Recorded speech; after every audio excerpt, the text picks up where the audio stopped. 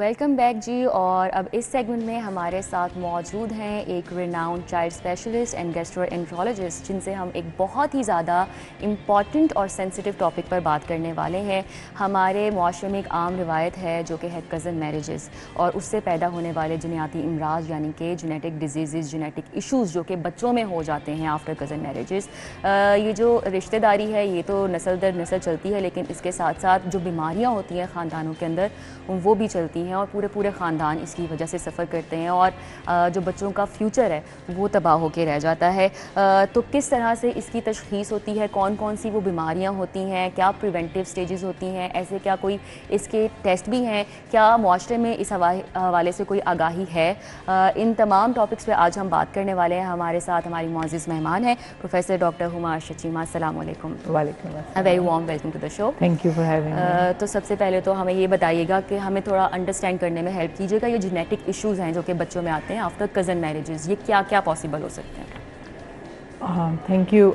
ये एक बहुत ही इम्पॉर्टेंट टॉपिक है पाकिस्तान के लिए और हमारे रीजन के लिए, पर्टिकुलरली पाकिस्तान के लिए, क्योंकि हम अपनी फैमिली में शादी करते हैं, ज़ात पात में शादी करते हैं, उसमें कोई हर्ज नहीं, लेकिन अगर आपकी फैमिली में बीमारी है या नज़र आ गई है या टू मच मैरिजेस हैं तो द चांस कि आपके अंदर एक कोई ऐसी बीमारी जो कॉमन नहीं है और जेनेटिक है, जिसमें आपकी डीएनए जो है वो चेंज हो जाता है, तो वो आपके बच्चों में आ सकती है। अब पाकिस्तान में average we look at it 5 से 6 मिलियन बच्चे ईयरली पैदा होते हैं। उसमें से आप इजीली कह सकते हो कि 7% को जेनेटिक डिजीजेस होती हैं, which is like in millions again. So अगर मैं इस वक्त कहूँ एज वी सेट, जो डायग्नोज्ड बच्चे हैं लिटरली वो 16 मिलियन के करीब तो बच्चे होंगे who are diagnosed with genetic diseases या जिनको हैं।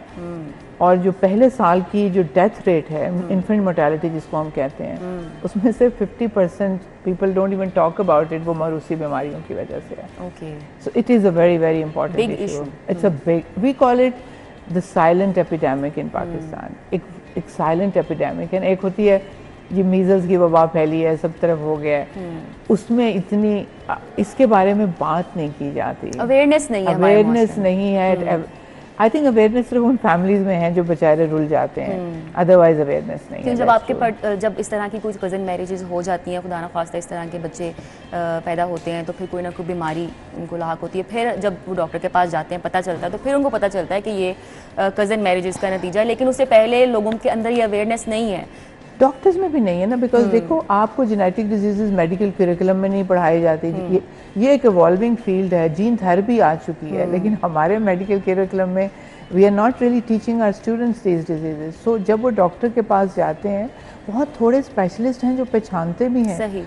और बहुत सारी ऐसी बीमारियां हैं जो ये जेनेटिक, जिनमें जिगर बढ़ जाता है, तिली बढ़ जाती है। और कौन कौन सी बीमारियां हैं मतलब जो कि हो सकती हैं, जो कि पेरेंट्स को पता चले कि ये जेनेटिक बीमारी भी हो सकती है?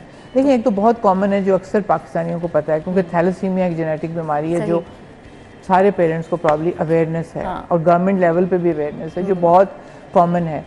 इसी तरह एक बहुत कॉमन बीमारी है जिसकी इतनी अवेयरनेस नहीं, जिसको हम लाइसोसोमल स्टोरेज डिजीजेस कहते हैं, जिसमें थैलेसीमिया की तरह जिगर और तिली बहुत बढ़ जाते हैं। तो देयर में पैदा होता है तो तभी से होता है। सी मोस्ट जेनेटिक डिजीजेज जो एक्चुअली हम जिनको कहते हैं डीएनए की रिलेटेड डिजीजेज, जेनेटिक, बच्चा हेल्दी होता है माँ के पेट में, इसीलिए पिक नहीं होता ना एंटीनेटल पे, पैदाइश पे हेल्दी होता है। इट्स विद इन डेज और वीक्स या मंथ्स के वो शो करता है कि वो बीमार है। एंड सो काफ़ी सारी डिजीजेज ऐसी हैं जो इन्फेंसी में शो करती हैं। कुछ हैं जो आप टीनेजर बनोगे तो होंगी, फिर कुछ हैं जो आप मिड लाइफ में आपके एपिलेप्सी या पार्किंसंस के साथ। कि बच्चा आपका खुदा न खास्ता बीमारी पैदा हुआ है, ये भी हो सकता है कि लेटर इन लाइफ वो सिम्टम्स आना शुरू हो जाए। ऑल मेजॉरिटी 80% जेनेटिक डिजीजेस का बच्चा हेल्दी पैदा होता है। सिवियर डिजीजेस में पहले कुछ दिनों में ही बीमार नजर आता है, कुछ और कई जो है वो महीने बाद बीमारी शो करेंगे या 2 महीने बाद, and they are not diagnosed because awareness कम है और मेडिकल लेवल पे भी ट्रेनिंग स्पेशलिस्ट इनके बहुत कम है। सो बेचारा कोई बलूचिस्तान से आएगा चिल्ड्रन हॉस्पिटल में, कोई सिंध के इंटीरियर से आएगा, सामान सर पे उठाया होगा, साथ पूरी फैमिली होगी, पता लगेगा 3 बच्चे फौत हो चुके हैं, फिर बहन के भी 2 बच्चे फौत हो चुके हैं, एंड दे आर सफरिंग। और वो डायग्नोसिस ही नहीं होता और डायग्नोसिस करने तक बच्चा लिटरली दी एंड पे पहुंच चुका होता है। प्रिवेंशन की तो बात तब आए ना, और ट्रीटमेंट की हम बहुत पता चले कि बीमारी क्या है। एग्जैक्टली तो बात यही अवेयरनेस की, क्योंकि हम कर रहे हैं कि डायग्नोसिस ही नहीं हो पाता, किसी में इतनी अवेयरनेस ही नहीं है। तो क्या पाकिस्तान में इस वक्त आप क्या देख रही हैं कि इस हवाले से क्या कोई कैंप्स लगाए जाते हैं, इवन के हम बड़े शहरों में ही देख लें, तो इस तरह से कोई कैंपेन्स चल रही हैं? हमने शुरू किया है ना, हमने मैं पाकिस्तान जब आई हूँ 2000 में, तो आई रियलाइज वेरी क्विकली कि पाकिस्तान में जेनेटिक डिजीजेस बहुत सारी हैं और कोई लेबॉर्ट्री नहीं है टेस्ट करने के लिए। अच्छा। और अभी भी नहीं है, अभी भी लाहौर के अंदर कोई लेबॉर्ट्री नहीं है, कोई पब्लिक या प्राइवेट सेक्टर लैब नहीं है जेनेटिक टेस्टिंग के लिए। कि आज आप मुझे कहें कि डॉक्टर हुमा इस बच्चे को मुझे लगता है जेनेटिक प्रॉब्लम है, इसको टेस्ट कहाँ से कराऊं, तो आप फिर मुझे टेस्ट बाहर भेजना है। Okay. And they are very costly. So हम लोगों ने, not everybody can afford that, not most people, even you and I will find it difficult. अगर मैं कहूँ कि जी मैंने बच्चा भी टेस्ट करना है, माँ भी टेस्ट करनी है, बाप भी टेस्ट करना है, तो cumulative cost is 9 lakh rupees अगर हमने बाहर भेजना है। लेकिन उसको हमने ये किया था कि हमने चिल्ड्रन हॉस्पिटल में एक सेंटर बनाया है, विद इन द मेदा जिगर के डिपार्टमेंट में जेनेटिक सेंटर है।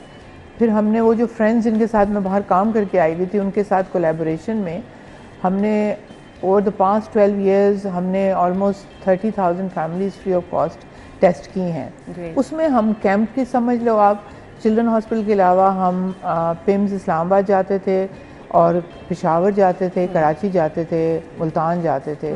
हर क्लिनिक में 200-300 फैमिलीज़ को हम ब्लड टेस्टिंग करते थे, which were referred as a suspicion of genetic बीमारी। अब ये है कि ऑब्वियसली उसके बाद डायग्नोसिस के बाद ट्रीटमेंट की इम्प्लीकेशन आ, पेरेंट्स कहते हैं अच्छा जी अब आपने बताया ये बीमारी है, अब इसका इलाज क्या है, इलाज दें मेरे बच्चे को ताकि ये बच जाए।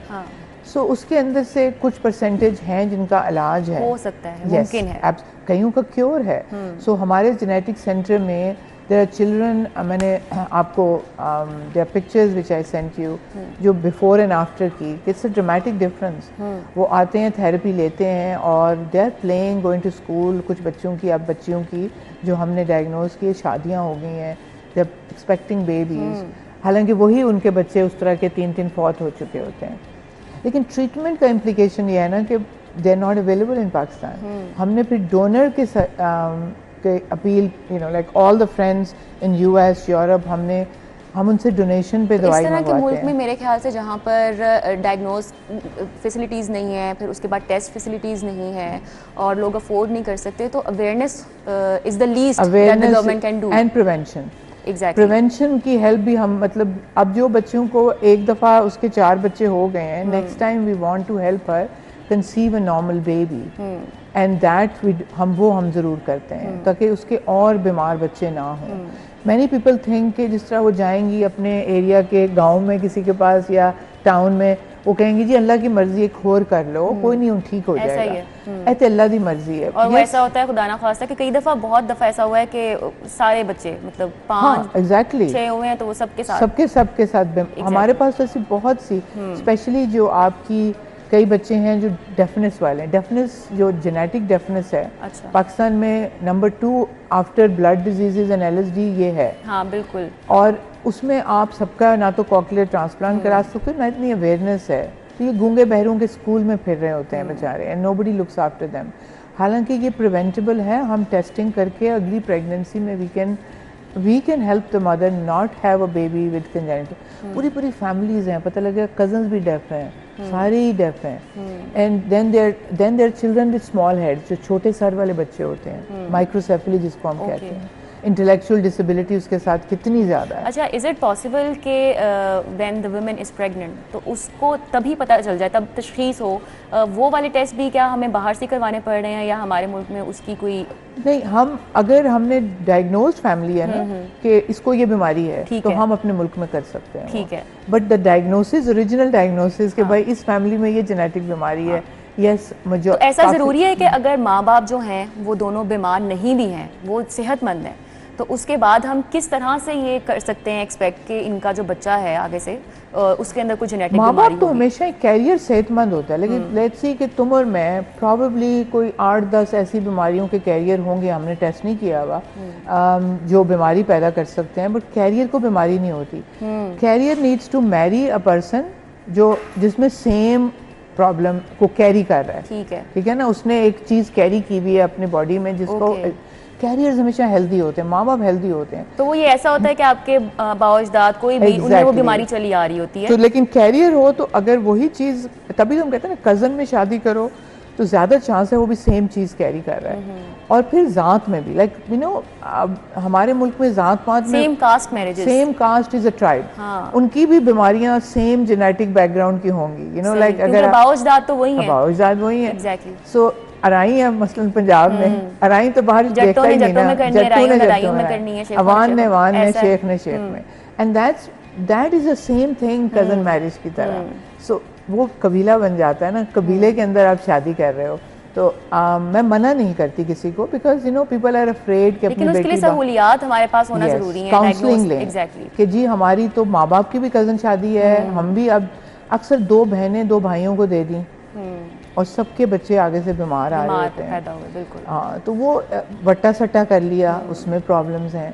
ये अभी पढ़े लिखे बहुत है। हाँ, जैसा कि आपने कहा, अच्छा थैलीसीमिया की मैं बात करूंगी कि थैलीसीमिया बहुत ज़्यादा पाकिस्तान में बच्चों में है, तो ये भी सेम चीज़ है। और इसका प्रिवेंशन के क्या वेज हो सकते हैं कि अगर इसका प्रिवेंशन बहुत सस्ता है और अब तो लॉ है ना कि आपने शादी से पहले दोनों ने अपना कैरियर टेस्टिंग करनी है। बिल्कुल लॉ बना, कोई भी मौलवी तो नहीं पूछेगा कि आपने ये टेस्ट किया हुआ है, निकाह कर देगा, लेकिन लोगों की अपनी अकल पे है ना, क्योंकि एक बहुत ही सिंपल 2000 रुपये का दोनों का टेस्ट हो जाएगा जो थैलेसीमिया की कैरियर स्टेटस आपको बता देगा। लेकिन अगर आपने शादी कर ही लिया कैरियर से तो फिर हमारे पास स्क्रीनिंग होती है जो हम प्रेगनेंसी के 12 वीक्स पे करते हैं कि आपका आना, पर फिर प्रॉब्लम ये है ना कि वो आपका एक आप प्रेगनेंसी में स्क्रीनिंग कर रहे हो, उसमें फिर पेरेंट्स को दे हैव टू ऑप्ट कि मैं रखूं बेबी ना, but this are very difficult decisions और हमारे इस्लामिक मुल्क में ऐसा नहीं हो इवन सकता। More difficult. So it's better कि आप प्रिवेंट करो ना, आप प्रिवेंशन पे जाओ। और तो अगर ये वाला जो टेस्ट है ये इजीली अवेलेबल है, बहुत इजी सिंपल टेस्ट है ना, लाहौर के अंदर इसके काफी टेस्ट सेंटर्स बने हैं, हर लैब करती है और चिल्ड्रन हॉस्पिटल आप बच्चों का तो फ्री में करता है। अच्छा, जो बच्चे हैं जैसा कि आपने कहा है कि बहुत ज़्यादा बच्चे हैं जिनमें ये जेनेटिक प्रॉब्लम्स होती हैं, लेकिन ये जो बड़े जब हम हो जाते हैं तो हम अक्सर ऐसा होता है कि जिस खानदान में बहुत ज़्यादा शुगर हो रही है, डायबिटीज़ और फिर साथ ही साथ बीपी का इशू बहुत ज़्यादा हो रहा है, तो हम कहते हैं कि ये तो उनके ख़ानदान में है, तो क्या ये भी जेनेटिक बीमारियों में आती है? देखिए डायबिटीज़ आपकी जेनेटिक है उसमें, लेकिन it's not a single gene, multiple genes impact करती हैं, and yes diabetes is genetic. अब तो उन्होंने यू नो इट्स एक बंदा जो जीन कैरी कर रहा है डायबिटीज़ की, लेट्स से मल्टीपल इन्फ्लुएंसेस है ना, एक जीन नहीं है, मल्टीपल जेनेटिक है, अगर वो ख्याल रखता है ना अपनी हेल्थ का, क्योंकि अगर आप वेट पुट ऑन करोगे और आपका सारा जो लाइफस्टाइल है वो उसी तरह का है विच इज़ नॉट सूटेबल, जो लाहौरियों के खाबे खाने वाला है, तो फिर डायबिटीज बीपी इश्यूज वहां से निकल रहे हैं। तो the blood pressure is not really genetic, it's all lifestyle. आपका क्या लाइफस्टाइल है, आप क्या खा रहे हो, वेट कितना है, आपने कितनी एक्सरसाइज करते हो, स्ट्रेस कितना लेते हो, जो कि हम सबकी ज़िंदगी में है। Blood pressure is not strictly speaking genetic. तो अगर कज़न मैरिजेस, क्योंकि जैसा कि मैंने कहा है कि लोग रिश्तेदारियों के लिए ये तो करते ही करते हैं, पाकिस्तान में ये होता ही होता है कि आम रवायत है, ये तो बहुत एक नॉर्मल चीज़ है, तो कोई नहीं अवॉइड करना चाह रहा, तो ये 100% आपने बताया है कि प्रिवेंटेबल है, कि ये आप प्रिवेंट कर सकते हो, इसकी तशखीस हो सकती है अगर लोग चाहें तो। आप काउंसलिंग कराओ अपनी डॉक्टर से, आओ उससे पूछो कि मेरे क्या रिस्क हैं। हम 3 जनरेशन की पेडिग्री बनाएंगे, फिर उसको सारी डिटेल पता होनी चाहिए कि मेरी फूफी की किधर शादी हुई है और उनके बच्चे में से किसी, हम 3 जनरेशन की फुल पेडिग्री बना के उनको काउंसिल करते हैं कि आपका रिस्क क्या है, और अगर हमें रिस्की लगता है तो हम उनको कैरियर टेस्टिंग एडवाइस करते हैं। इट इज़ वेरी इंपॉर्टेंट कि गवर्नमेंट लेवल पे पाकिस्तान में इस पे अवेयरनेस हो, और जैसा कि टेक्नोलॉजी इतनी एडवांस हो गई है, तो why these tests are not available in Pakistan yet, what do you think? हाँ, it's not about technology, it's about aware. See India हमारा नेबरिंग कंट्री में हमारी प्रायोरिटी ये नहीं है, कह सकते हैं। प्रायोरिटीज़ तो बहुत सारी स्क्यूड हैं पाकिस्तान में, लोगों की भी, गवर्नमेंट की भी। अब पंजाब गवर्नमेंट ने एक्चुअली एक स्टेप लिया है ओके आफ्टर लॉन्ग स्ट्रगल, जो हमारी साइड से, चिल्ड्रन हॉस्पिटल की साइड से 15 साल की स्ट्रगल के बाद they have accepted genetic institute. उन्होंने नई एक जगह पे बनाने का और एडीपी में बजट भी अप्रूव किया कि हम लैब बनाएंगे which is accessible to all the country. This probably अगर ये बन जाती है प्लान में जो है 2-3 साल में, तो this will be the only one. अल्लाह करे बन जाए, अल्लाह करे बन जाए और कहीं चले। तो, exactly. और टेक्नोलॉजी तो बेटा आपको पता है कि आप छोटी सी ब्रीफ केस में पूरी आप एक सीक्वेंसर रख सकते काम। पुराने ज़माने में जब ये जेनेटिक टेस्ट आए थे तो पूरे कमरे में मशीन होती थी, अब एक छोटे से काउंटर के ऊपर मशीनें पड़ी होती हैं। टेक्नोलॉजी तो हर तरफ है, it's only training the human resource and the will to run it. Because हर लैब देखती है कि अच्छा फिर कितने मरीज ने, मैं 100 टेस्ट करांगा रोज़ दा कि 5000 करांगा। थिंग्स विच दे थिंक कि हमें तो इसमें नहीं, ये ज़्यादा तो प्रॉफिट होगा। Exactly, so nobody wants to pitch in and only government has that kind of money and vision कि वो ये स्टार्ट करे। And then once government starts and people realize कि ये चीज़ भी ज़रूरी है तो फिर प्राइवेट सेक्टर भी पिच इन ज़रूर करेगा, but always it has to be the government. लेकिन इनिशिएटिव जो है वो यहाँ पे गवर्नमेंट को ही लेना पड़ेगा, ज़्यादा से ज़्यादा अवेयरनेस, क्योंकि हमारा मुआशरा ये है जहाँ पे इसकी सबसे ज़्यादा ज़रूरत है। बाहर के मुल्कों में तो कज़न मैरिज का तस्वुर नहीं है, लेकिन रिवायत हमारी यहाँ पे है। ये गलत नहीं है, लेकिन उसको प्रिवेंट किस तरीके से करना है ये बहुत इंपॉर्टेंट है। प्रोफेसर डॉक्टर हुमा अरशद हमारे साथ हैं, हम उनसे ब्रेक के बाद बात करने वाले हैं कि बच्चों में ये जो गैस के इश्यूज़ होते हैं इन पे किस तरह से कंट्रोल किया जा सकता है, क्या वजूहात होती हैं, इनका क्या हल होता है, इस पे हम डिस्कस करेंगे। लेकिन अभी हम एक ब्रेक लेते हैं, ब्रेक के बाद दोबारा से हाजिर होंगे।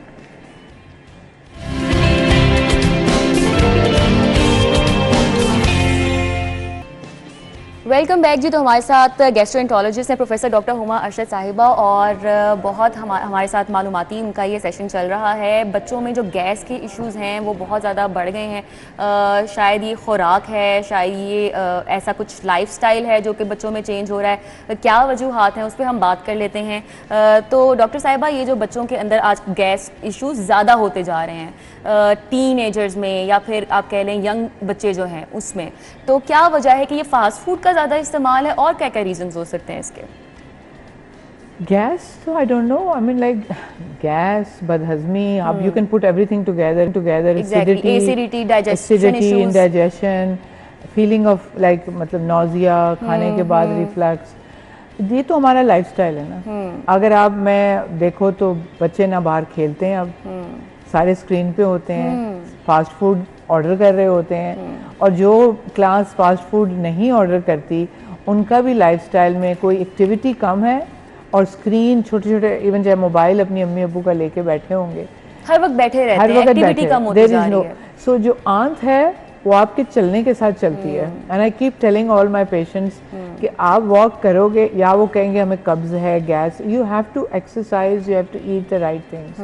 अब राइट थिंग्स में का कॉन्सेप्ट पाकिस्तान में बिल्कुल बदल गया है। माँ बाप जो हैं, अगर बच्चा नॉर्मल सेहत का है ना, बिल्कुल जो मैं प्लॉट करूँ तो वो बिल्कुल ठीक है, वो आके हर माँ कहेगी डॉक्टर साहब कुछ नहीं खांदा, ये कमज़ोर है। And I have to convince them कि मुझे इसको मोटा नहीं करना, बिकॉज हम तो टीनेजर्स में फैटी लिवर देख रहे हैं। एंड और जिसके पेट, और उसकी वजह अगेन जंक फूड है। अगेन नॉट ओनली जंक, जो जंक नहीं अफोर्ड करते वो भी जंक ही खा रहे हैं, इन द सेंस ऑफ आप बच्चे को अगर हर वक्त जूसेस, चिप्स वाले पैकेट, सारे लोग पिज़्ज़ा नहीं खा रहे या बर्गर्स अफोर्ड नहीं कर रहे, लेकिन ये चिप्स के पैकेट, बिस्किट, ये सब बच्चे खा रहे हैं। And the worst thing they can do is 2 साल का बच्चा भी चाय में डबो के चीज़ें ले रहा है, दे ड्रिंकिंग टी। और ये जो कैफिनेटेड बेवरेजेस हैं, कोक है, 7 अप है, ऑल दिस, किस एज से ऑनवर्ड्स आप कहती हैं कि सेफ है? I think it's never safe. Okay. You just tell your children कि minimize the fizzy drinks. दूसरा, हम as pediatricians advise करते हैं कि पहले 2 साल में no sugar and no salt added. Okay. हर बंदा हलवा भी बना के दे रहा है और मतलब खूब चीनी वाली चीज़ें भी खिला रहा है, चॉकलेट्स भी। So the body, जो आपके जिस्म ने पहले कुछ महीनों में लाइफ टाइम डिटर्मिन करना होता है कि आपके जिस्म के फैट सेल्स कितने होने हैं, लेट्स से इतने मिलियन होने हैं, उसके बाद वो चेंज नहीं होने।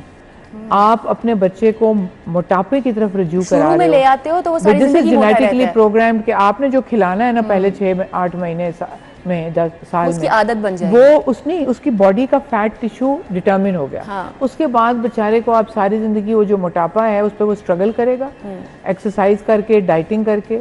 लेकिन उस वक्त हम कहते हैं आप शुगरी चीज़ें नहीं दोगे, आप ज़्यादा फैटी चीज़ें नहीं दोगे, और आपने एडिड सॉल्ट भी नहीं देना। बट पाकिस्तान में कॉन्सेप्ट ऑफ फूड इज़ इसको मोटा करना है, इसको हलवा खिलाओ, इसको ये खिलाओ। माएँ देसी घी के चमचे खिला रही होती हैं, and that ultimately you make a little unwell, unhealthy बच्चा। अच्छा, देसी घी की आपने बात की है तो मैं थोड़ा क्लियर इस पॉइंट को करना चाहूँगी कि देसी घी ये भी मुजरे सेहत है? नहीं, देसी घी नहीं, उसको चमचों में डाल के खिलाने की क्या जरूरत है? क्योंकि वो इसलिए कहते हैं ना कि जैसे कहते हैं बच्चों में खुश्की हो जाती है, इस तरह का मसला है, तो इसको You shouldn't be putting देसी घी in a spoon and feeding a child. That is the सबसे ridiculous चीज़ है ये।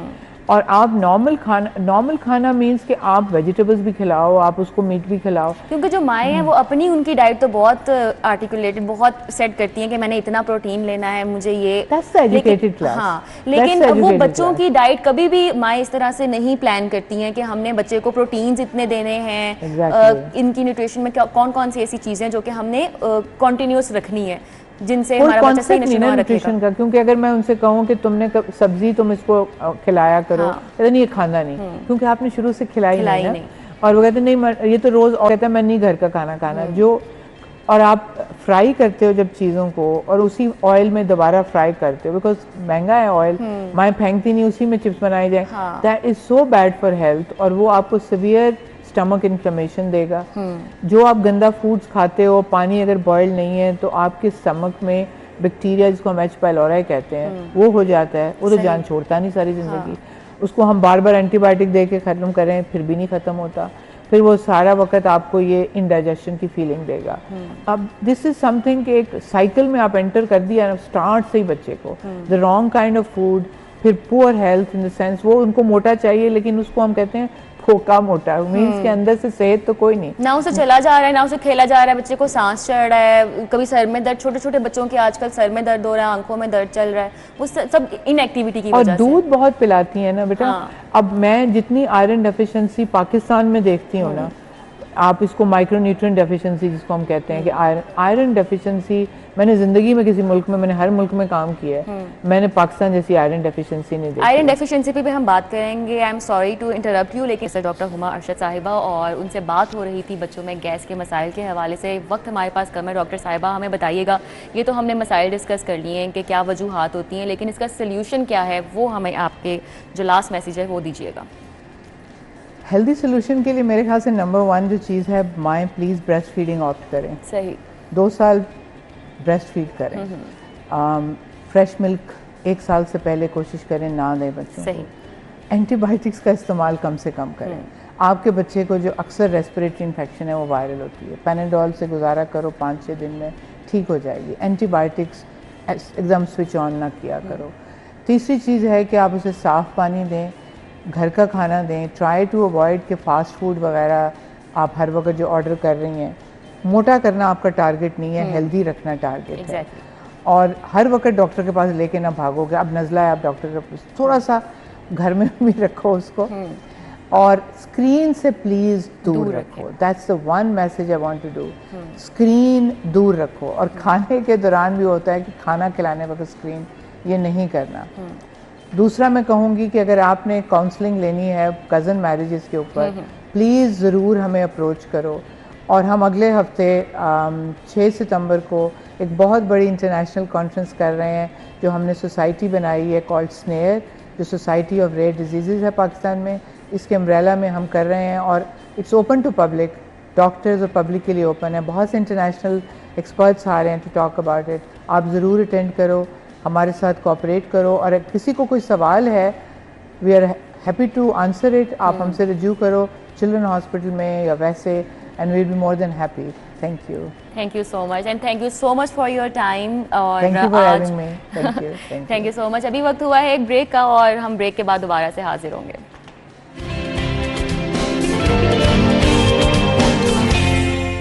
वेलकम बैक जी। और अब बारी है आपके मोस्ट फेवरेट सेगमेंट की। देखना है हमने आज किस किस की बर्थडेज हैं। तो आज जिन जिन की बर्थडे है उनका नाम है मोहम्मद अब्दुल्ला, जैन अली सजाद, मोहम्मद अरहम, तैयब, नूर अदन है जिनका बर्थडे है, महानूर, यूसुफ नियाजी, समरा शिराज, सफ़ा शिराज, ज़ियान मुग़ल और अजान मुग़ल हैं जिनका आज बर्थडे है। मेरी तरफ से, मेरी पूरी टीम की तरफ से आप सबको अपनी सालगिरह की ढेरों खुशियाँ मुबारक हों। अल्लाह ताला आपको खुश रखे और हमेशा आबाद रखे।